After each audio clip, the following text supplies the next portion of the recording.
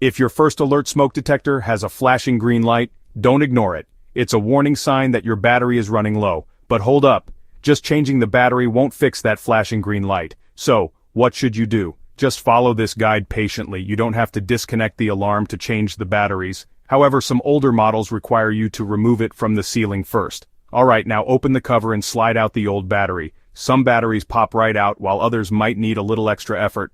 Don't be afraid to give it a gentle nudge if needed. Now take your shiny new battery and insert it into the slot. Most smoke detectors are designed so the battery only fits one way.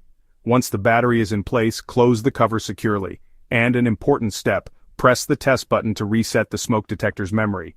If you don't, the flashing green light won't stop. Be sure to reset the memory only after replacing the battery.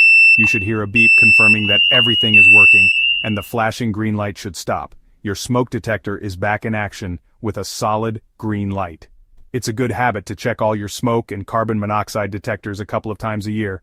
These small devices can save lives. Stay safe and don't forget to change your batteries on time. Thanks for watching.